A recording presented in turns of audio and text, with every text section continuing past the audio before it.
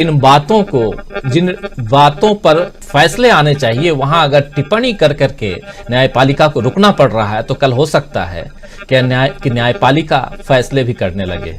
लेकिन आना चाहता हूं सुनील जी एक बार आपके पास फिर से इस पूरी चर्चा को, और इसमें बहुत बातें हम लोग कर चुके हैं, अब खत्म करने की तरफ हम बढ़ रहे हैं, ऑलरेडी समय हो चुका है।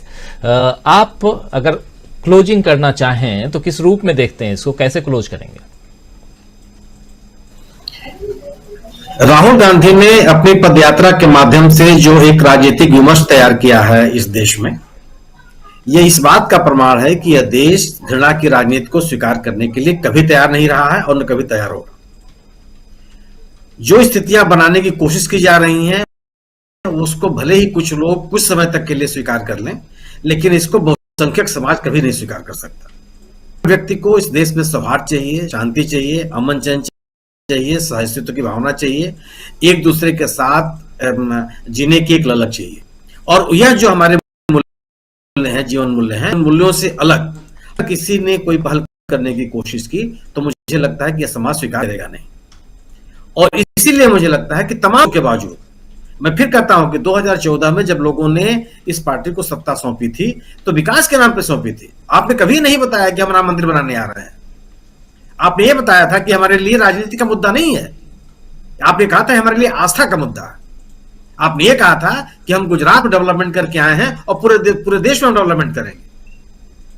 और आप याद कीजिए कि जब बाबरी मस्जिद गिरी थी अयोध्या में, उसके बाद देश के स्तर पर जो चुनाव कराए गए थे, भारतीय जनता पार्टी उत्तर प्रदेश में हार गई थी, बाकी जगह तो छोड़ दीजिए आप।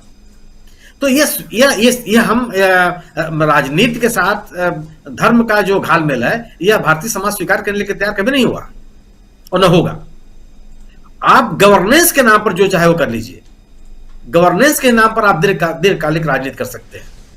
अदरवाइज जो ये छोटे मोटे आपके टोटके हैं, ये टोटके चलने वाले नहीं है। और जब अगर एक आध टोटके सफल हो जाते हैं तो मान्य सिद्धांत नहीं बन जाते। यही माना जाता है कि तीर तुक्का लग गया, लेकिन बाकायदे व्यवस्थित तरीके से लोग इन तीर तुक्कों को, टोटकों को अस्वीकार करते हैं और खारिज करते हैं, खुले आसमान के नीचे खारिज करते हैं।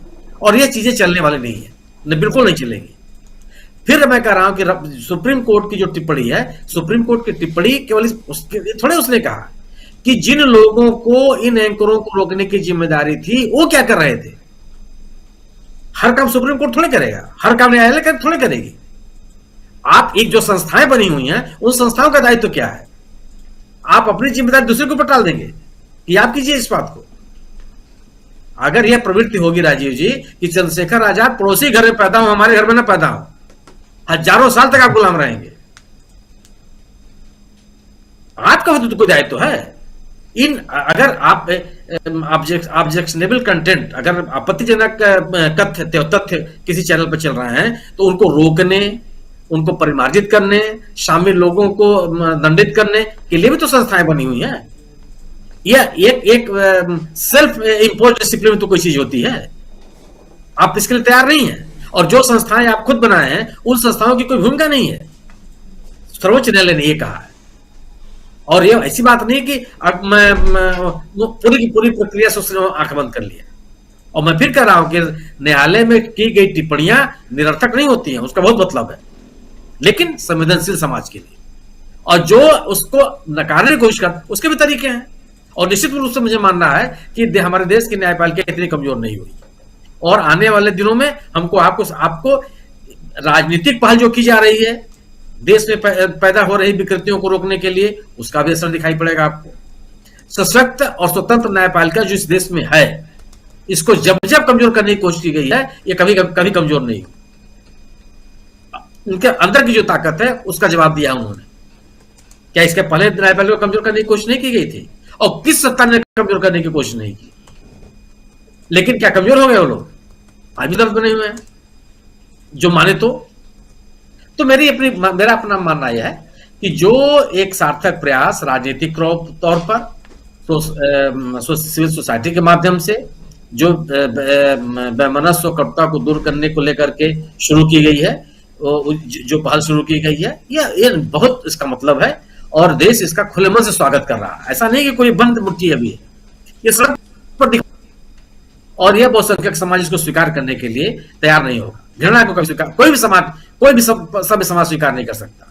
और हम एक सब जो हमारी संस्कृति और परंपराएं रही हैं हमको ही सिखाती, जो हमको मानव, जो मूल्य हमको मिले हैं अपने पूर्वजों से, अपने नायकों से, वो हमको ही सिखाते हैं कि इस चीजों को हम स्वीकार नहीं कर सकते। आप देखिए ना, झारखंड में समय शिखर को लेकर क्या हो रहा है, कौन आंदोलन चला रहा है वहां? लोग सड़क पर उतर आए कि नहीं उतर आए? और ऐसे सड़क पर उतर आए कि सब जितनी भी सत्ता है पूरी हिल गई। एक आस्था विशेष को मानने वाले लोग हैं वो, और उन्होंने कहा कि आपका हस्तक्षेप नहीं चलेगा, हम आपकी बात को स्वीकार नहीं करते। उस समाज के अंदर से आंदोलन खड़ा हो गया और सत्ता को झुकना पड़ा। तो आप संभव ही नहीं है वो। और कुछ समय तक, ये कहा जाता है कुछ समय तक ही कुछ लोगों को आप बरगला सकते हैं, लंबे समय तक सभी पूरे समाज को बरगला नहीं सकते, संभव ही नहीं है। जी जी बिल्कुल बिल्कुल। क्या कहेंगे दीपक पाचपोर जी? जी, मेरा केवल इतना कहना है, और अगर मैं शुरुआत करूं तो हमारी ही एक दर्शक है जो इस समय देख रही है अपना कार्यक्रम, सुनीता दास, उन्होंने बहुत छोटी सी बड़ी अच्छी टिप्पणी की है। उन्होंने कहा कि केवल फटकार लगाने से क्या होगा, ये सारे के सारे चिकने घड़े हैं। मैं यहीं से बात शुरू करता हूं कि अब जो है एक्सपेक्टेशन जो है पूरे भारत की इसलिए सुप्रीम कोर्ट पर टिक गई है कि पिछले कुछ समय से जिस तरीके से बीवी नागरत्ना मैडम उस पर इन्वॉल्व हुई है नोटबंदी के वाले, इसमें एक अलग राय दी। वो जो राय थी वो पूरे हिंदुस्तान की राय थी कि नोटबंदी का फैसला जो है वो गलत हुआ था। तो ऐसे लोगों के प्रति अपेक्षा इसलिए भी बढ़ गई है कि सारी की सारी जो संस्थाएं हैं, हमारी संवैधानिक संस्थाएं, वो सारी की सारी फेल हो गई है। और मीडिया तो हो ही गया जिसके ऊपर हम चर्चा भी कर रहे हैं इस वक्त। तो ये एक्सपेक्टेशन, देखिए, केवल आप एक आदेश जारी करते हैं, लेकिन उन्हें ये भी देखना पड़ेगा क्योंकि न्यायपालिका जो है उसके पास इतनी पावर निश्चित रूप से है कि वह अपने आदेश का पालन करा सके। ये कहकर बाकी संस्थाएं नहीं बच सकती। उसको ये भी करना चाहिए कि स्वतः संज्ञान लेने की भी कुछ उसकी क्षमता है, कुछ चीजें हैं, कुछ तरीके हैं जिसके जरिए वो ऐसे बड़े मामलों में अपने आप संज्ञान उसको लेना चाहिए। हमारी ये एक्सपेक्टेशन है नागरिक के रूप में।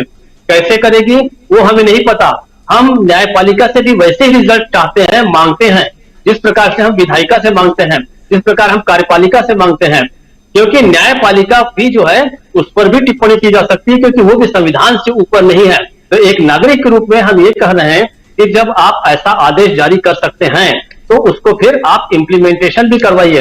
वरना सुनीता दास जैसे लाखों लोग हैं जो कहेंगे अच्छा इसका मतलब है केवल आप केवल बोलने के लिए हैं। आप पिछले समय आप देखिए 7-8 सालों में कितनी घटनाएं हुई हैं कि नुपुर शर्मा, प्रवेश, इसका नवीन जिंदल का मामला आप लीजिए, क्या हुआ उनके साथ, अनुराग ठाकुर और प्रवेश वर्मा का क्या हुआ।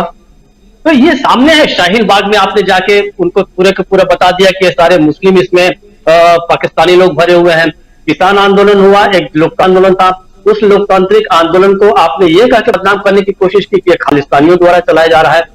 उसके बाद कालीचरण जैसे लोग आए, उसके बाद और वो यहां तक कि जिस संविधान ने न्यायपालिका को ताकत दी है बदलने की बात कर रहे हैं। और शायद अगले कुछ दिनों के बाद जो कुंभ मेला होगा या जो होना है आदरणीय सुनील जी के ही शहर में, वहां वो कह रहे हैं कि हम नया ड्राफ्ट पेश करेंगे संविधान के ऊपर। अरे तो भाई फिर कहां है न्यायपालिका, जुडिशरी? क्यों नहीं मेरी एक्सपेक्टेशन न्यायपालिका से बढ़ेगी जब मैं ये देख रहा हूं कि मेरी मदद करने वाले अब कोई भी नहीं है। विधायक फेल है, कार्यपालिका पूरी की तरह फेल है, मीडिया फेल है, ईवीएम फेल है। मेरा कहने का मतलब है कि केचुआ फेल है पूरा का पूरा, केंद्रीय चुनाव आयोग। तो मेरी एक्सपेक्टेशन अगर न्यायपालिका से बढ़ती तो गलत नहीं है, और न्यायपालिका वाकई में सक्षम है इन सारे से अपना काम कराने के लिए और जनता की अपेक्षाओं को पूरा करने के लिए। न्यायपालिका भी जनता की अपेक्षाओं के लिए ही बनी है और हम निश्चित रूप से मांग करेंगे और वो हमारा अधिकार भी है। न्यायपालिका कतई ऊपर नहीं है, आलोचना से कतई परे नहीं है, मैं आपको स्पष्ट कर दूं। वरना हमें यह लगेगा कि जिस तरीके से पुराने कुछ बड़े जस्टिस लोगों ने बड़े तीखे तेवर दिखाए, बड़े निर्णय ले लिए सरकार के खिलाफ, और हुआ क्या, उनके लिए राज्यसभा में कुर्सी लग गई। तो अगर ये नागरत्ना मैडम से हम उम्मीद करते हैं, बड़ी उम्मीदें हमारी बढ़ी हैं उनसे। पिछले 2 उन्होंने निर्णय लिए हैं, बड़े अनुपम निर्णय लिए हैं उन्होंने। तो इसको जो कहा है उसको एक निर्णय तक पहुंचाएं, तार्किक निर्णय तक पहुंचाएं, और इस बात को ये करें कि हेट जो स्पीचेज हैं वो न केवल मीडिया फैलाए, न केवल एंकर्स फैलाए, बल्कि जनता में भी कोई न फैलाए, कोई नेता न फैलाए, कोई धार्मिक धर्म पुरुष न फैलाए। ये सारे के सारे बंद होने चाहिए, क्योंकि इन्हीं सबको स्वर जो है वो मोदी मीडिया ही तो दे रहा है। तो कुल जमा ये एक अच्छा निर्णय था। अब हमारी उम्मीद है और मैं एक नागरिक के रूप में मांग करता हूं कि सुप्रीम कोर्ट इसे लागू कराए। राजीव जी। जी बिल्कुल, ये मांग वाजिब है और इस पर फैसला भी होना चाहिए। लेकिन सबसे बड़ी बात जो आप कह रहे हैं कि न सिर्फ मीडिया बल्कि जन नेता जो हैं, जो चुन करके आते हैं लोकसभा तक, राज्यसभा तक या विधानसभाओं में या दूसरी अलग अलग सभाओं में, उनको को भी ध्यान देना चाहिए, न कि नफरत फैलाने वाली बातें करनी चाहिए। गोली मारो से लेकर के क्या क्या नहीं कहा गया और घूम रहे हैं बिल्कुल आलिशान गाड़ियों में। तो ये आखिर कब तक, ये सवाल तो सामने आता ही है। और सबसे बड़ा सवाल कि क्या नफरत पर पाने की जो कोशिश कर रहे हैं राहुल गांधी, उस पर आगे जिस प्रकार वो बढ़ रहे हैं और आने वाले समय में उन्हें सफलता मिलेगी, ये बड़ा सवाल इसलिए क्योंकि राहुल गांधी कह रहे हैं कि मैं पूरी की पूरी यात्रा के दौरान मैं देखता हूं कि कहीं कोई नफरत नहीं है। फिर ये नफरत कहां से है, ये भी एक बड़ा सवाल है। नफरत जो है वो हम और आप देख रहे हैं, व्हाट्सएप यूनिवर्सिटी और उसके अलावा टेलीविज़न चैनल्स, सोशल मीडिया के अलग अलग प्लेटफॉर्म्स, समाज में अलग अलग नेताओं, धर्म गुरुओं और ऐसे लोगों के द्वारा दिए गए भाषण, इन सब पर अगर नफरती बोल हैं तो इन पर लगाम लगाना ज़रूरी है। और कहीं न कहीं किसी न किसी के पास